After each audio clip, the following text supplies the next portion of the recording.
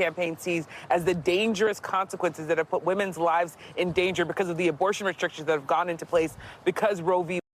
Wade was overturned. So it's not just going to be that we're seeing Beyonce, which of course is going to be a very big deal, a prominent voice that of course people all over the world know, but it's also going to be women and men who have faced those consequences. And I just talked to a voter about this issue, putting these two things together, a prominent voice and of course this prominent issue. Take a listen to what she told me. As women, we stick together and we make sure that there is a say concerning this body. I know what's best for my body. We don't want to spew that rhetoric of hateful, destructive, criticizing a woman for doing what is best for her. And the vice president is going to say that Texas is ground zero for the deadly consequences that this nation has seen. She's going to say after abortion restrictions were put into place. And she's going to say if you're living in Pennsylvania or Georgia or Wisconsin or one of those battleground states, that these consequences that we're seeing in Texas, they could be coming your way. So this is really for a national audience, though, of course, she's also going to be campaigning for Colin Allred, who is trying to unseat Ted Cruz in the U.S. Senate as well. Jose? And I mean, former President Obama, who's been on the trail for the vice president a lot recently, joined her on stage last night. What did we hear from him, Yamiche? That's right. Again, another big name standing alongside the vice president. Take a listen to what the former president, President Obama, had to say to that crowd in Georgia.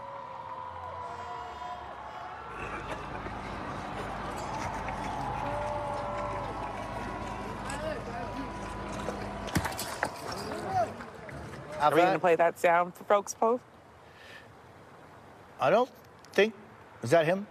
We don't have any sound. Apparently, we don't have the sound, but I'll just read part of it, which is that he said, I noticed, especially with some men who think that there's a trust behavior, it's a sign of strength, of machismo, essentially, packing Trump. He also said, I'm going to go and own these folks. I'm going to go and put them down and let them tell you what is not real strength. It's never been that way. So the former president, President Obama, leaning in again on that messaging that he wants to make sure that men are looking at Vice President Harris and not sort of leaning in on the idea that they don't want to vote for her because she's a woman, because he did make headlines when he said that there might be some sexism at play with black men if they're not voting for Vice President Harris. So again, making use of that big platform and trying to really send a message that they hope will close the gender gap here, because polls show that while Vice President Harris is having a lot of support among women, men are breaking for Donald Trump. So they are really trying to use all the voices they can. And of course, I'm going to be looking out to see if maybe there are other men here, maybe a Jay-Z, maybe other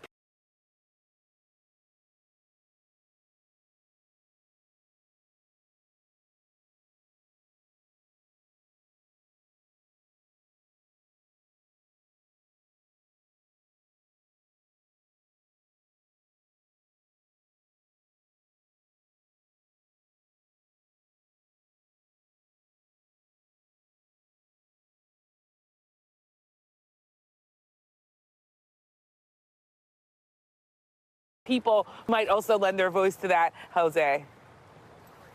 Yamiche, thank you very much. Now, Garrett, meanwhile, Donald Trump is expected to once again focus on migrants in his remark today. Is this the Trump campaign's biggest closing message?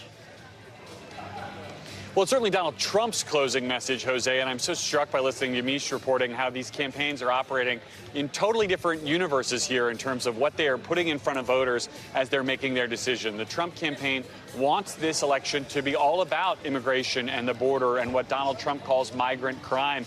You can see it perhaps on the signs over my shoulder that will flank him when he gives his remarks here in Austin. He personally believes this will be the most important issue for voters. Our polling shows it in many cases coming in second, but this is clearly the way Donald Trump wants to close. Say the border is broken, immigration system is broken, and that he can fix it in the draconian ways he describes. But as is so often the case with Trump, it is difficult for him to maintain focus on just those issues. Listen to this just from yesterday when he conflated the issue of deportation and immigration with the criminal cases against him and the special counsel, Jack Smith. And you have to let people in, but they have to come in legal. And you have to get the killers, the murderers, and the mentally deranged. You have to get them out. And we should throw Jack Smith out with them, the mentally deranged people. Jack Smith should be considered mentally deranged, and he should be thrown out of the country. So, Jose, this is sort of the way the Trump campaign, I think, is going to be dealing with this towards the end here is how much can they keep this focused on the issues that Trump voters care about versus the issues that Donald Trump himself cares about. That distinction could be significant and potentially difference-making in this race as the last 10 or 11 days. And Garrett, I mean, why would the former president be in Texas, in a traditionally red state, for president? Well, there's two reasons, Jose. The first is the interview that he'll conduct after he finishes with us here at this event. He's sitting down with Joe Rogan, the podcaster, whose audience is usually anywhere from 12 to 15 million people for his podcast that reaches primarily young men, the key audience for Donald Trump. The second reason is, much like Kamala Harris is using Houston as kind of a stage for a national message, Trump believes he can use Texas as a stage for a national message about controlling the border. I've been watching the folks who are filing into this event, and you do have a lot of local law enforcement, sheriffs and the like, who, Trump has tried to consolidate support with to argue that they need his brand of help in dealing with the crisis at the border. Jose? Yamiche Alcindor and Garrett Haake, thank you both so very much. Appreciate it. So, Brendan, let me just start with you on our conversation. Why do you think this race is so close? I mean, according to the New York Times Siena College poll, they're both at 48%. Why? We are a deeply divided and evenly divided country. I think the two events here show sort of a stark picture of this race. We have seen an incredible gender gap in this election. Obviously, Kamala Harris trying to run up the vote with women, leaning in on that issue of abortion, which has been the most powerful issue for Democrats for a few years now. And it's what had such a powerful turnout effect in 2022. Maybe the flip side, though, is it may be in a way hurting them with men. And Donald Trump is trying to run up the score with men. Appearing on Joe Rogan, I think, is probably really smart for him. The big bet that Donald Trump has made is not just that recognizing that young, mostly white men like him, it's can he turn them into voters? That's not a very reliable voting group. And he's going on Rogan, I think, at the last minute here to try to convince those people, hey, I know you like me, but now you got to come out and vote for me. And that could be the entire difference of this election. I think we know from history that women are going to come out in huge droves to vote for Harris, motivated by issues like abortion. The big question is whether young men are going to be motivated to vote out by Donald Trump entertaining them enough. And that's the question. I mean, Brennan, and when we deep dive into this poll, the vice president has double-digit advantage with women. Trump has similar advantage with men. So I'm just wondering, and you touched on it a little bit, but what do you think this could translate into on the 5th of November? Yeah, I mean, it could be what decides the election, and I think the Harris campaign clearly knows it. They're going to try to run up the score with women, but you see former President Obama out there trying to, I think, weaken a little of the perception that Donald Trump is this strong leader. We know from polling that men tend to prefer strength in their candidates. And the Harris campaign, I think, has been struggling to figure out exactly what their message is to men, but I think Obama has hit on the best way to do it.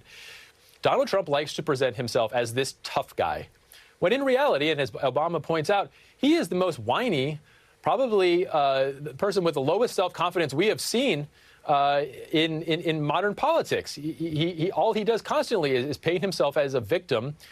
And if you can point that out, that he's not this tough guy, he's actually incredibly insecure, I think that is a very helpful message for people to hear. In the closing week, I think Kamala Harris needs to demonstrate that she is strong. She will be strong on the border. She will be strong on the economy, and play up that abortion message and try to counter a little bit of the fact that Donald Trump is not this tough guy that he wants people to think he is.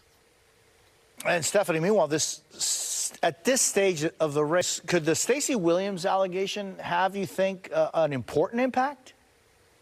I don't think so. I think there have been so many situations where the former president has been accused of misconduct, and he himself has bragged about assaulting women. So it's sort of baked into the cake at this point that the people who support him accept that as part of who he is, and the people who don't support him, that's one of the reasons that they don't support him. So I'm not sure that another allegation is going to really make that much of a difference or change anybody's minds at this point. So what do you think, Stephanie, are the main motivating factors for Harris's voting bloc, and what is it that she could do, or is there anything she could do in these last 11 days to reach out to that other voting bloc? Is there any chance that she could do that? Yeah, it strikes me that what they're doing in Texas with the former president focusing on immigration and Harris focusing on abortion is a really base type of play, ginning up the base, really getting them excited. Having Beyonce on the stage with her is an effort to reach out to voters who may not pay that much attention to politics, but do pay attention to pop culture. And that allows her to reach people who are low propensity voters and be seen in a way that, she might not otherwise just being on cable TV or at her rallies. So I think that's a smart thing. It's a continuation of what she has been doing by going on podcasts, by trying to reach out to people who don't consume a steady diet of politics like we do, and try to get her message to them. I think her message and her closing message is that Donald Trump is too unhinged, unstable to lead this country, and that it's time for a new generation to take the stage and to lead this country and to move away from the politics of the last decade, I guess, that people are tired of. And so she's both appealing to her base as well as trying to appeal to those potential swing voters that haven't yet voted. Stephanie Murphy and Brendan Buck, thank you both so very much. Appreciate it. Up next, new reports that Israeli forces have stormed one of the last working hospitals in Gaza. Plus, how the crisis in the Middle East is impacting Muslim American voters here at home. We'll talk with a lawmaker from Dearborn, Michigan, home to one of the largest Muslim populations in the U.S. And later, we revisit Miami voters we spoke to first 6 months ago, back when President Biden was still in the race. We'll talk about what things have changed since then. It was a little bit more energetic, more exciting, I would say. So to say that I'm a lot more comfortable making the decision now. I didn't have to spend my life trying to find my calling. Mine found me at an early age. It was just a matter of how good I could get and how far I would go. At Ram, our calling is to build trucks. So when you find your calling, nothing can stop you from answering it. Right now during Ram Power Days, get $4,000 cash allowance on the purchase of most 2025 Ram 1500 trucks. Don't miss Ram Power Days. Hurry in today. Welcome to the Internet, a magical place where anyone can be anything they want to be. I'm pretending to be an elderly man's bank. Yeah, you are. I'm a doctor who has what you need to see real results. Fantastic. And I said I could remodel a kitchen. Wait, you can't? On the internet, I can. Don't leave your job to an unfiltered internet search. Angie has 30 years of experience finding the best pros. Angie, job's done well. When I worked for Senator Daniel Patrick Moynihan, I learned about commitment. Senator Moynihan committed his life to government service. This is what commitment looks like. Building New York's newest train station was Senator Moynihan's idea. It took 30 years and never giving up. When we register to vote, we make a lifetime commitment to democracy, a commitment to vote for all levels of government, working together to build a better America.